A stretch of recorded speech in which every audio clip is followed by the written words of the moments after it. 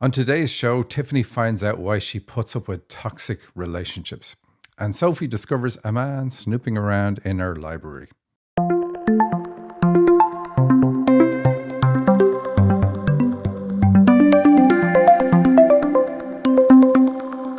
Welcome to the Dream Interpretation Podcast with Michael and Sandy. Hello, welcome everybody. This is another half hour of us eavesdropping on the very personal communication between the spirit world and you on your earth journey. That's why we focus on dreams, because that's what they're about, helping you understand where you are at this very moment in time and what actions you need to take at this present moment. That's what your dreams are for. Through analyzing your dreams, because of that, I reveal your potential and the obstacles you need to overcome. I'm very specific. I tell you the superpowers that you have, what would make you magnificent or what does make you magnificent, and the bumps in life that are holding you back. But these bumps are not in the way, they are the way. To get your dream analyzed on our show, go to dream-analysis.com/podcast, fill in the form that you find there, or simply email radioshow@dream-analysis.com. That's it. That's all you have to do. Sandy, anything to say? Well, we started our first mentorship class yesterday, and it was fabulous. We got a great group of people, but I still think we have time to allow one or two more to join if they want to. Right? What do you think? Yeah, we nearly always do get a couple of people joining after we start. They're on the fence, can't make up their mind, and then they join. But yeah, it is a great group. So you never know who you're going to get. Every time it's different, but I really enjoyed our first class. That was really good. I agree. It was a lot of fun. Anyways, I'm ready to dive into some dreams. So let's get going. I like the name of the first one. It's Mercury and David, and it's from Tiffany. I was staying in someone's home, and then something happened, and there was a risk of mercury poisoning everywhere. I was trying to connect with David. He was supposed to come over. I was watching an 80s TV show and my cell phone volume was off, so I didn't know if I missed his call. Tried to call him back about 10 p.m., no answer. I drove up the street of my childhood neighborhood, turned around, and drove back to the house. Saw a friend from high school when driving back home. He wouldn't pick up phone, but texted me back sporadically. Said something about being the smelly, hairy back guy, and that his younger sister had called him that once. I was stressed trying to exit the house, deal with Mercury issue, and talk with him. My things were strewn around the house, was trying to quickly pick them up, and was talking to my parents who were trying to help with Mercury issue. I asked David if we could please talk in 2 minutes once I left the house. My dad was telling me to just leave the house and not worry about the Mercury issue. Oh, very interesting, Michael. Mercury. Yeah. So here's the thing about Mercury. It's okay. A little bit of contact is okay. But the more contact you have, the more toxic it gets. And eventually it begins to hurt you. And that's what it represents in this dream, that the dreamer puts up with toxic relationships. Like we know because of the title, Mercury and David. And the risk of mercury poisoning, like right at the start, and she's trying to connect with David. So he's just a surrogate. It's not somebody she's with now, but it is somebody she was with before. So it symbolizes the fact that even when she knows a relationship is toxic, she still continues the contact with that person. And of course, she knows this. When I said that to her, like no surprise whatsoever. So what do we get from the dream? Well, we see that part, but then we see that issues from age 8 cause her difficulty with communication in relationships. It's bringing her back to that age. And then it really starts from then. What else have we got in it? I'll let you ask me questions in a minute, Sandy. She's going around her childhood neighborhood. So she doesn't live there anymore, hasn't, just long time. So that connects again. Relationship issues today are connected with issues in childhood. And then trying to find this guy there back in childhood tells us, look, the issue is nothing at all to do with the relationships. It's something else that happened way back then. What else have we got? Yeah, we see the toxic behavior, like he would only answer back sporadically and so on, matches the Mercury. And then dad is saying, like we see dad involved. So what is dad? We know there's an involvement, But is it good or bad? Her brother was very abusive to her. So her brother was very toxic. He was older than her. And dad had no way of dealing with that brother. He tried, just nothing ever worked.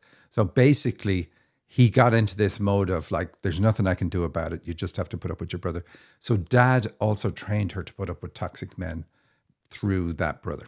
You know, it's sad, but exactly how it happened. Sandy, you probably have questions. I do. Okay. So watching an 80s TV show, is that where you're getting the age 8, or what does the Yes, 80s? well done. Thank you. I couldn't remember where I got that from. Yeah, so 80s TV show, and then cell phone volume was off. So what's going on with that? So this is the difficulty in the relationship. She says she didn't know her volume was off, and so therefore didn't know she was missing the calls. So again, it's like from age 8, I turned down my communication issue, or I caused a communication issue because I switched this volume off on the phone. And so basically she ignores the bad behavior, let's say. Behavior that would have, without these conditions having happened, she would never be around these men. She would just be like, okay, you know, it isn't a 3 strikes policy. A lot of people correctly have this, like, just do one major thing that is really not good and I'm out of here, you know. But she's like, okay, there's no limit to the amount of strikes that you can get with this person. She will just keep putting up with you. Mm. And then 10 p.m. So she tried calling him back with no answer. So 8 to 10. So we have the 80s TV show and then we say 10 p.m. They're all about times in her life. Now it's times on a clock, but it's really those ages. Okay. And then cleaning up the things that are thrown around the house. What's going on with that? Is that dealing with the issues, or? Yeah, that's actually a good thing because it's saying here that if I tidy up my childhood, then I will have dealt with the issue. But again, going back to the brother and him being abusive and dad saying, look, don't worry about it, just leave it, there's nothing you can do. And he's again saying, don't bother dealing with this issue. Don't bother trying to clean up, just like go on your way. Very interesting. And then 2 minutes once I left the house to talk to him for 2 minutes. Two What's is a, going two is about relationships. You know, there's two people in a relationship. So it just, we already know it's a relationship because David's all the way through. right? But yeah, it's not a big thing, but we see the hassle. We see the past because she's trying to clean the house. She's trying to talk to her dad. All that's going on at the same time as the communication with David is trying to happen. And she previously couldn't contact him. So this is a big thing. Now I've finally got him on the phone and she's like, all this other stuff is getting in the way. Basically just saying childhood gets in the way of her having a good relationship. Wow, that was great. And it looks like we've got another one from Tiffany, and this one's titled Blind Date. Ooh, very interesting. I was set up on a blind date by friends, and I remember I wasn't interested in the man. We were at an event with a lot of people, and he was a bit odd and arrogant. Talked about himself a lot. We walked around and he was saying strange things, so I started to keep my distance, and then he left our party. There was a visit to a church as part of our group visit. On the way back home, everyone was in a car, and I was walking/running alongside the car on the freeway. Then I decided that I was getting tired, so I wanted to join in the car. I found a seat and it was happily to rest. Someone was concerned that where I was sitting was blocking all of the phone chargers, so I moved to a different seat that didn't block the cord/chargers. The car was an open platform with seats, a driver, and wheels, but no roof or doors or seat belts. It was a very large platform that held 10 to 20 people. We had a fun drive home. Very interesting, Michael. Famous last words from you, Sandy. Very interesting. So we don't like this guy, the way she talks about him. She wasn't interested in him. It was a setup. all that sort of stuff. Like, I think most of us have probably been through that, where somebody tries to set us up with a person. We're like, oh, I just wanted to go to this party. I wouldn't even have come if I knew they were going to do this. So we already have that feeling or that vibe at this point in the dream. It's like, I'm here, but I feel trapped because my friends have set me up. So I kind of have to talk to this guy, but I don't talk to this guy. Now, remember, we already know that this person puts up with toxic men. And so here we see that kind of situation again. I'm with somebody I don't want to be, but circumstances make me have to stay there in that situation. It was kind of funny looking at this dream and getting the feeling of it. You know, I'm trying to be at the same party and I'm trying to be in different rooms and make sure I keep my distance from him, all that sort of stuff. Like, but why not just leave and go, that was a disaster. Anyway, it's kind of funny to us. And then we have the visit to a church and you're like, well, that's a bit out of left field. What does that mean? And so I'm talking to her, it's religious rules in childhood force her to be kind to people. And that includes being kind to jerks. So fits in with it too. Then we have everybody else is driving in a car and she's having to run alongside it. So everyone else has it easier than me. I have to run a marathon is basically it. You know, it's all hard for me. And then she's told she's in the way. Oh, that's a big one here. So she's going to sit there and people are saying, oh, well, you know, we want to get access to the chargers. The chargers represent healing. They're a power source. So it's like feeling she's in the way. And we see the platform held 10 to 20 people. So this is ages 10 to 20. Dreams will almost always pick an age and say, this, what went on here blocks the healing that you need. Being told you're in the way in that period of your life is a major, major issue. Or another way to put it is, I allow my partners to push me aside. Like, how is the phone charger more important to you? You're being made run beside the car, you know? Even though she says it's okay, she found it easy, but it's still pretty bad. I suppose one positive to finish with is, she says it was a very large platform that held that group of people. So she's a spiritual leader meant to work with groups of people, and she can create a space where people can be themselves or be open. And that was she's already aware of. I always find it interesting. There are many layers in a dream. We can always look at whatever layer we want to look at.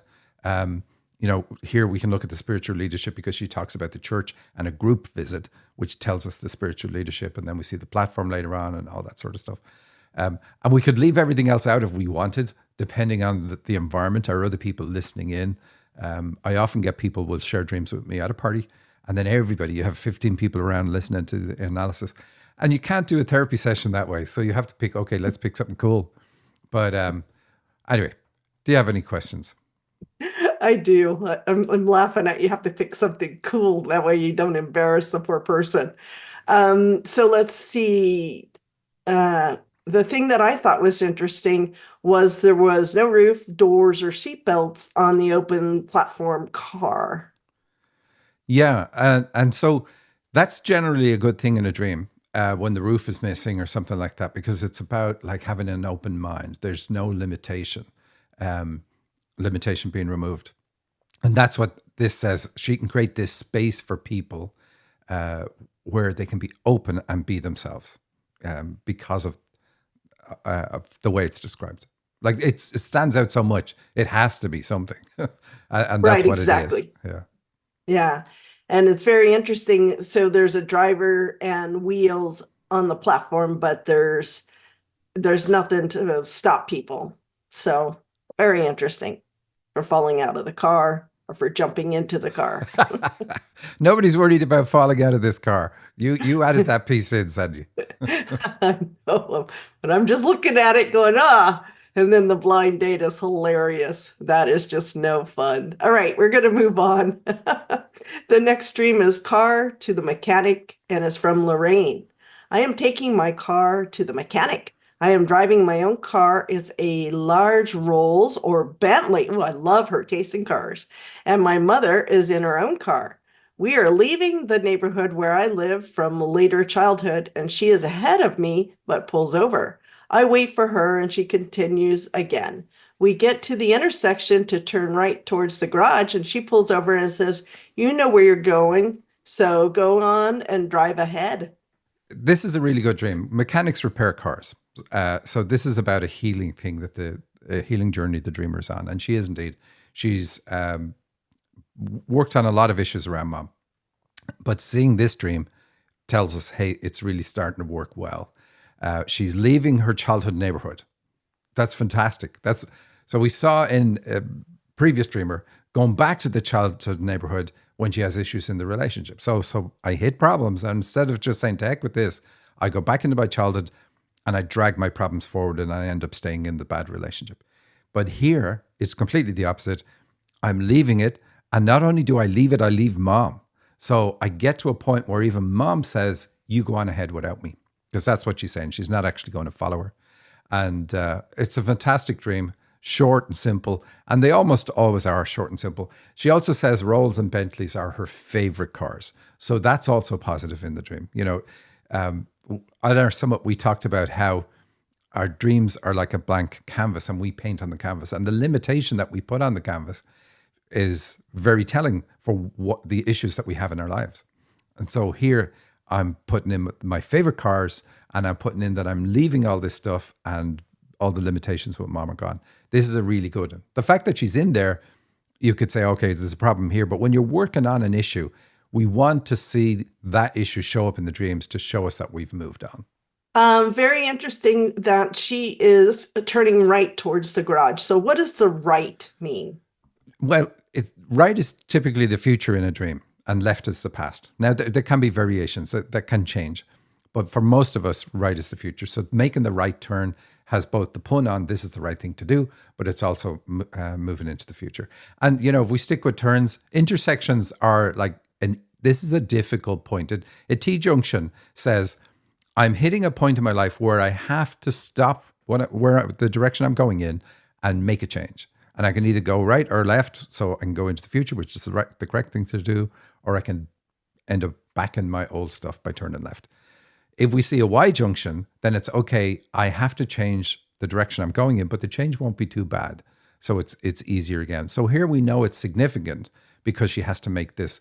It's either an intersection or it's a T-junction. It's probably a T-junction in this. Intersection is more complex. It's like I have to navigate against other traffic that's going, against me in some way, not coming on, but across from me. And I have to get through that. So an intersection typically means there's a difficult period in my life that I have to be careful how I navigate. Wow, that's great. What a neat dream. I like that. And it's so short and simple. Well, we're going to go on, Michael. I like the next title. That sounds good.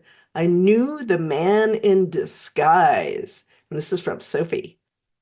Was in my library, and some guy dressed in disguise came in and was snooping around in areas he shouldn't have been.